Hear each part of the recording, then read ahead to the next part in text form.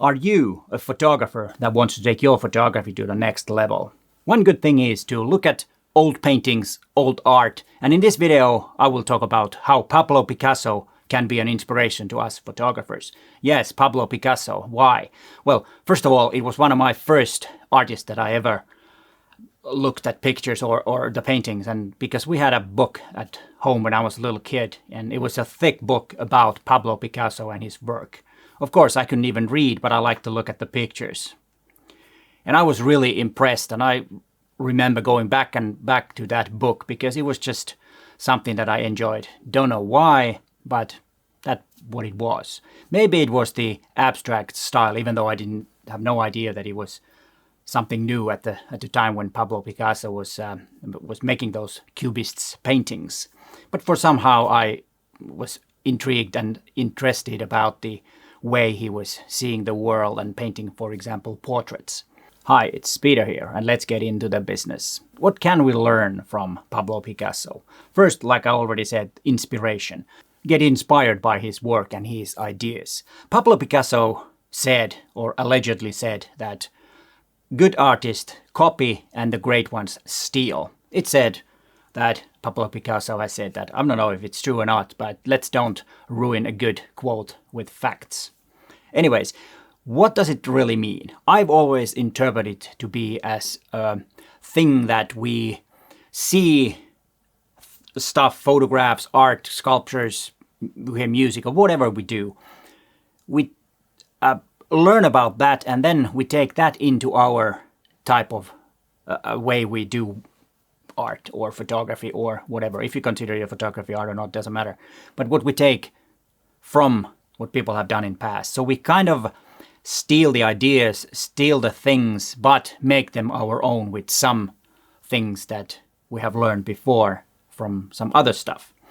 And we combine that. That's how art and even science works, that you build on what has been done before and make it something your own. That I consider stealing. I'm not saying that stealing is, violating someone's copyrights, but it's building what some others have done. And in this one, I will talk about Pablo Picasso. And I will have an extra assignment for you for the 52 assignment set.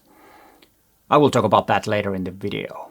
And then let's go to a few things that we can learn from Pablo Picasso, and that abstract and distortion.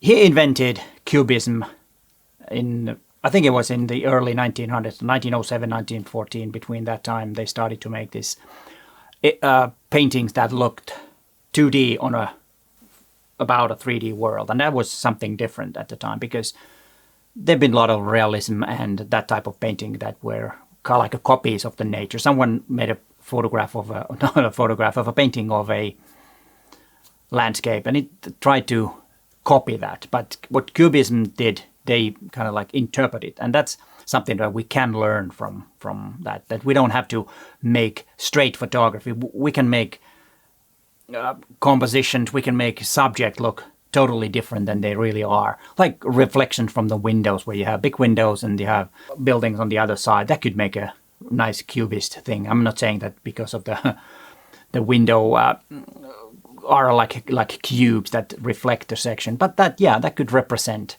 something that we could do, and that makes the 3D scenes 2D, which I find really interesting, because I always tried to do the opposite. We have a 2D surface on the sensor, and then try to make things so the light, the focusing, depth of field, so that it feels like 3D.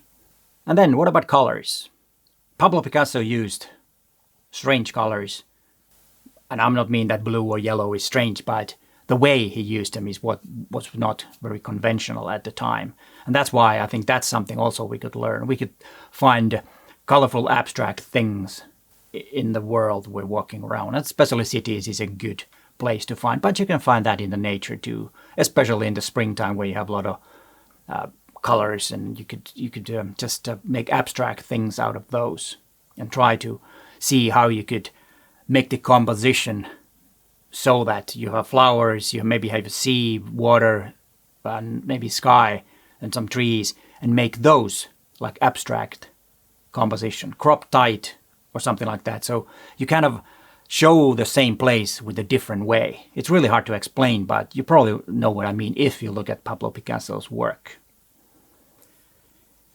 And then composition. I know that I was talking about composition and how it is a bit, the rule of third is a bit cliche, but that's what Pablo Picasso used quite a bit, and that's something you could try on this one, but try to make it your own, the composition I mean. Break it slightly, do something that it's a bit off or something like that to make it more interesting, so that it won't be a cliche.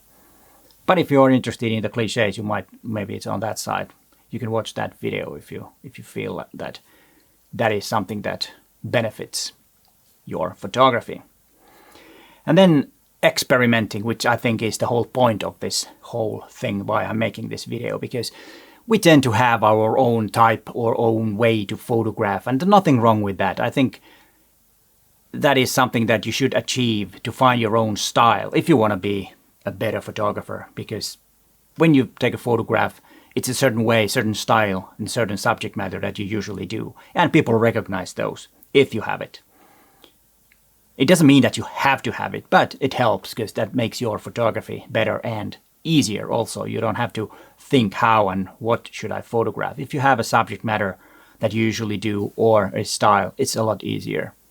But it doesn't mean that you should not experiment with different types of styles, and that can add up to your own style. Like I said in the beginning, you have something that you've done, you know things, build upon that something new. And that is called progress in my opinion, and also a sign of a good photographer if they can do that. Build upon their own work and others. And when I say others, they can be paintings, sculpture, music, whatever inspires you. And I will have some resources about Pablo Picasso in the description down below, so you can read some more if you want to take part in the assignment. But the assignment is not restricted only to Pablo Picasso, because I think that would be stupid. I think you should get inspired by artists that you like, or have some kind of a connection, or whatever that thing is, why you like a certain artist. And I want you to look at that again if it's not something that you do often, and get inspired by that work and make an image. It can be music too. If you're inspired by music, great composers or modern music, just use that as your inspiration. And send that image to me, all the information in the description down below. And I will have, let me check, yes, Wednesday 21st, I will have a live stream about your images. And it goes the same way as the 52 regular assignments. And this is part of the extra assignments because I only have 48 in the regular schedule, and I will have 4 extra ones. The first one was in January, that it was about your best image, and now we have this inspired by some artist. And try to, I'm not saying that you should copy it and make the similar type of image if you don't want to. I think the best way is to get inspired and have some elements from that. And it can be like let's say a image of a window reflection that reminds you of some painting that or style that Picasso did, or whatever your artist is that you're inspired by.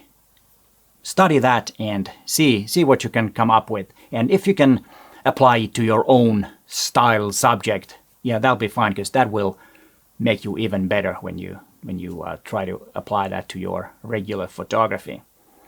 The normal 52 assignment are still on, which is at the moment when this video was made was about moving things, moving object and moving subject, and to do with the speed and the motion. So you can do that too, and then you have this extra one to work with. And I hope this inspires you. And if you don't know what the 52 assignment is, you might want to watch that video and learn more about that. But hey, thanks for watching, and bye for now.